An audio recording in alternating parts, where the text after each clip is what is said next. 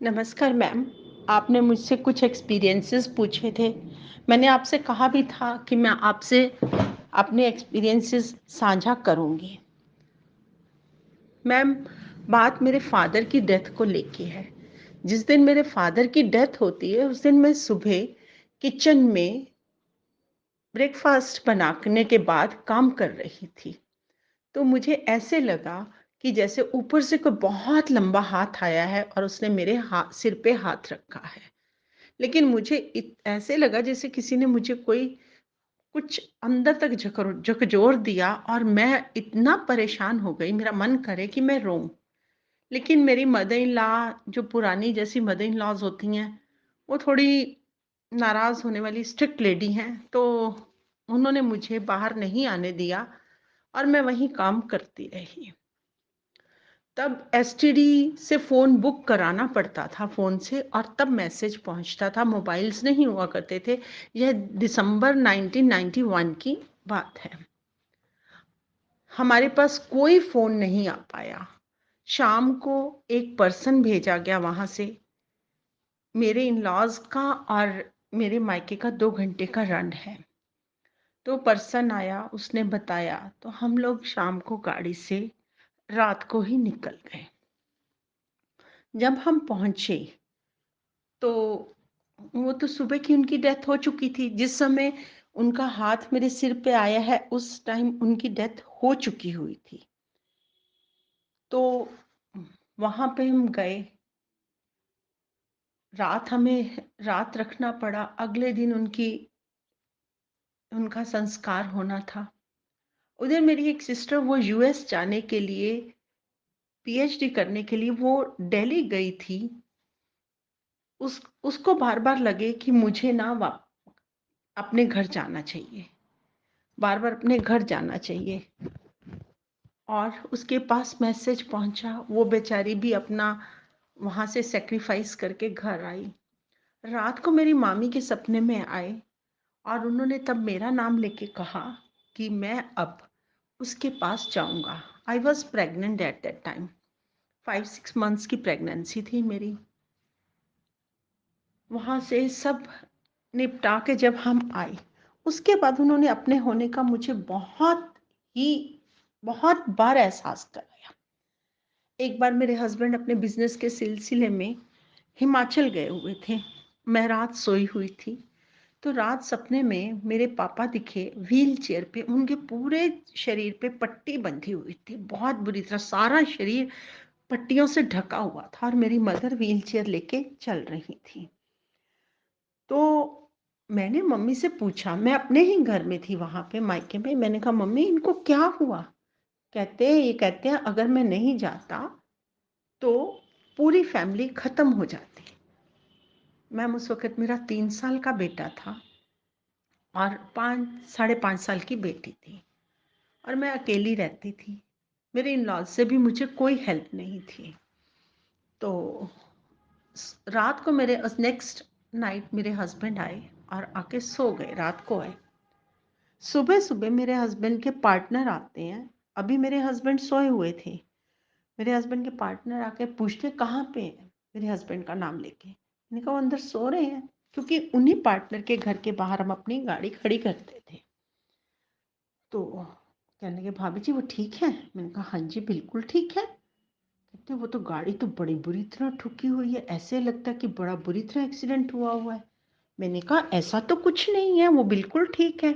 वो और उनके ये 3 पार्टनर्स थे, ये दूसरे पार्टनर के साथ गए हुए थे। जो पार्टनर हमारे घर आए वो नहीं गए थे।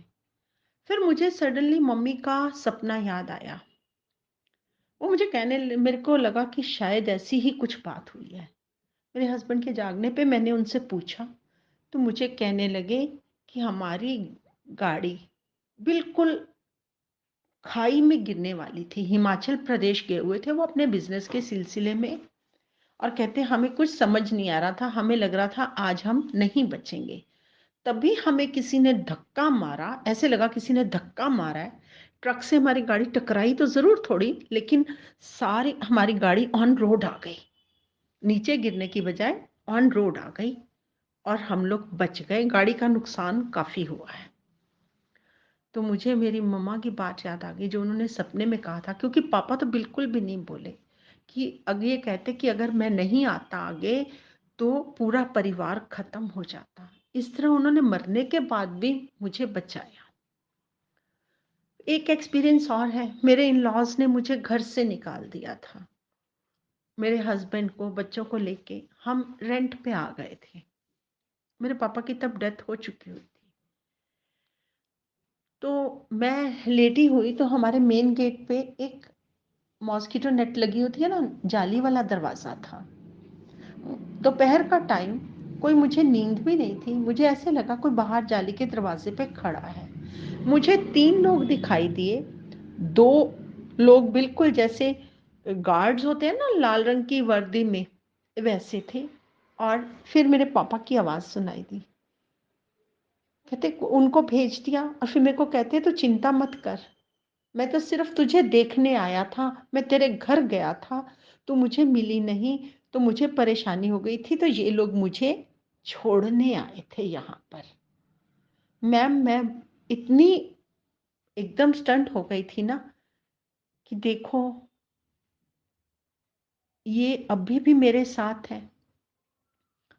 उसके बाद हमने जिस हाउस में हम अब रहते हैं, इस हाउस में आए, तो हमारे तब मेरा घर थोड़ा कच्चा था, तो हमारे पड़ोसियों की दीवार गिरी हुई थी। वो उनकी तरफ से नहीं बन सकती थी, सिर्फ हमारी तरफ से ही बन सकती थी। तो उधर मेरा आंगन था, तो वो पड़ोसी अंकल बुजुर्ग थे, सरदार अंकल, वो और एक आंटी और एक मिस्त्री बाहर काम कर रहे थे। उन आंटी की बेटी मेरे साथ अंदर बैठी, सिर्फ हम दोनों अंदर थी। इस बात को भी आप ये देख लीजिए, लगभग 18 साल हो गए होंगे। अंदर बैठी तो एकदम से, आंटी आपको कोई बुला रहा है। मैंने कहा नहीं राजा। मैंने भी आवाज़ सुनी और उसने भी आवाज़ सुनी। उन्होंने बिल्कुल क्लियर मेरा नाम लेकर मुझे बुलाया, लेकिन सिर्फ उन्होंने सिर्फ 2 आवाज़ दी। हम दोनों ने आवाज़ सुनी। मैंने कहा अच्छा, मैं फटाफट उठ के बहुत जल्दी से निकल के बाहर गई तो आंटी बैठे थे, अंकल भी बैठे थे। मैंने कहा, क्योंकि मेल वॉइस थी, तो मैंने अंकल से पूछा। मैंने कहा अंकल जी आपने मुझे बुलाया? कहते बेटे मैं तो तेरा नाम ही नहीं जानता। और मुझे आवाज़ इतनी क्लियर, मुझे भी और मेरे साथ जो बैठी थी, इतनी क्लियर आवाज़ सुनाई दी ना। तो तब भी हम इस मकान में जिसमें हम रहते हैं अभी कुछ ही टाइम से आए थे, उससे पहले तो हम उधर ही रेंट पे ही रहते थे। तो हम बाहर निकले, कोई नहीं था। हम देखते रह गए। फिर हमारे यहाँ पे कोई बालाजी के भगत हैं, हम उनके पास गई मैंने उनसे बात की। मैंने कहा भाई साहब मुझे ऐसे ऐसे मेरे पापा की आवाज़ सुनाई दी है। उन्होंने ध्यान लगाया, कहा बेटे वो सिर्फ तेरे को मिलने आए थे, तेरे को देखने आए थे, उन्हें तेरी बहुत ज़्यादा चिंता है, तू कैसे वक्त गुजार रही है, वो सिर्फ तेरे को देखने के लिए। इनको उन्होंने 2 ही आवाज़ लगाई। फिर कहते अगर वो तीसरी आवाज़ लगाते तो फिर तुम जिंदा नहीं रह सकती थी। तो जो उनकी आत्मा है वो उनको सिर्फ 2, उन्होंने उसके उस, जैसे आप आत्म लोग कहते हो ना, सोल वर्ड, उनको उससे ज़्यादा आवाज़ लगाने का हक नहीं है। उन्होंने सिर्फ 2 ही आवाज़ें इसलिए लगाई ताकि आपको वो अपनी उपस्थिति बता सकें। मैम मैंने उन्हें इतनी बार फ़ील किया है, मैं इतनी प्रॉब्लम्स में होती थी और वो मेरे को ऐसे लगता था कि मेरे पास बैठे हैं, मुझे बहुत प्यार से समझाते हैं। एक और एक्सपीरियंस है, मेरी सिस्टर की मैरिज थी, तब मैं अपने इन-लॉज़ के साथ ही रहती थी। मैं ऊपर रहती थी, मेरे इन-लॉज़ नीचे रहते थे। तो मेरी सिस्टर की मैरिज थी, उसी दिन उन्होंने मेरी सिस्टर इन लॉ को दिखाने के लिए ले जाना था, लड़का देखना था। वो मेरे हस्बैंड ही गाड़ी ड्राइव कर सकते थे और कोई नहीं कर सकता था। तो सब लोग चले गए, मैं अकेली घर में, कि शाम को हमारे आने तक खाना बना के रखना। ठीक है, पर मेरे को ऐसे लग, उसी रात, उससे एक पहले रात, मुझे रात पापा सपने में आए, कहते तू अपने घर जा। अब मैं अगर घर में, मेरे को बोलना बहुत मुश्किल था, लेकिन मैंने सुबह जब ये लोग जाने लगे तो मैंने कहा मैं नहीं रहूंगी, मैं अपने घर जाऊँ, मेरे को मिलने जा